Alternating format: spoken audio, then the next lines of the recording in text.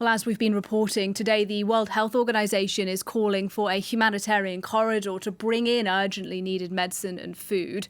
For the moment, the enclave's borders are shut, and so aid groups are scrambling to organize support. One of those organisations is the International Committee for the Red Cross and the Red Crescent. And I'm pleased to say that we're joined now live from Beirut by their Middle East spokesperson, Imene Trabelsi. Thank you very much indeed for finding the time to talk to us on France 24. Thank you. Is the Red Cross and the Red Crescent currently able to operate in Gaza? I represent the International Committee of the Red Cross. We are currently present in Gaza. Our teams are deployed in order to provide medical assistance to the medical sector.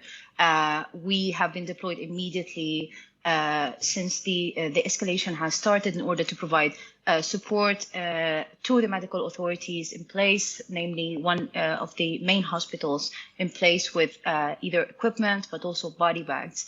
What we are witnessing at the moment is quite a worrying humanitarian situation, namely due to the increase in violence, but also to shortages of electricity, which is currently causing disruption into access to all essential services, including the access to water. It has been reported that the water production has been decreased by 40%, namely due to the fact that the desalination stations, the main two desalination stations, are currently out of service. In addition for that, the water plants in Gaza are currently out of service, which means that water treatment is not being conducted. This situation is particularly alarming, as with the current situation, if there is no further assistance in order to face this electricity shortages, in the upcoming period, the hospitals might not be able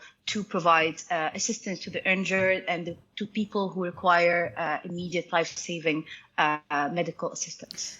And you said the Red Cross is trying to bring in medicine and body bags. They're some of the greatest needs now for those hospitals in Gaza. Are you able to bring those supplies in? The borders are, of course, closed to civilians, but are humanitarian groups like yourselves able to bring in those urgently needed supplies? We were already present in Gaza when we are using our stocks in Gaza in order to support. We want to highlight today to all that all parties must respect their obligations, their legal obligations, which include the protection of civilians and the protection of the ability of civilians to access all essential services and needs, and the protection also of vital infrastructure. This is applicable to both sides. Today, it's crucial that these legal obligations are respected, as we are seeing that civilians are the one who are paying the heavy price of each cycle of violence. It's important today that we look into the priority of civilians and the interest of civilians before all other agendas. Indeed, and that's why the World Health Organization today is pushing for a humanitarian corridor. I wonder whether the Red Cross is joining that call. It's important to highlight that the humanitarian situation in Gaza was already quite deteriorated, and that is due to the fact that the area was witnessing renewed cycles of violence and also 16 years of restricted movement on population and on goods have left the population in a quite deteriorated and fragile situation. A majority of the population in Gaza were already reliant on some form of humanitarian assistance, and that even before the current cycle of violence. Today, it's very important that the humanitarian considerations are put first, that the population do have access to the essential needs and the essential services, but it's also important that the vital infrastructure is protected at all times, and that first aid responders also are protected and are respected. And also on both sides has been reported that our partners, we are working closely with the David Adam National Society, but also the Palestinian Red Crescent.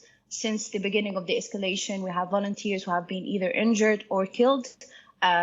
ambulances who have been targeted on both sides. It's very important today that their safety is protected at all times. Absolutely. Can you tell us a little bit more about that? These Red Cross or Red Crescent workers, ambulance workers that have been injured or killed?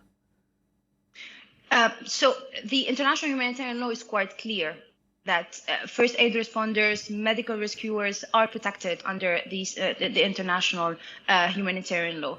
We have seen reports saying that ambulances and first aid responders on both sides, from the Israeli sides, but also in the occupied territories, have been either injured or killed. Has been reported that one colleague at the Megan David Adam have been confirmed killed during performing his duties, but also several colleagues from the Palestinian Red Crescent were injured during their delivery of first aid and life-saving services. Today, all parties must respect their obligations under the international humanitarian law, which includes the protection of civilian interests, civilian vital infrastructure, but also the safety of first aid responders.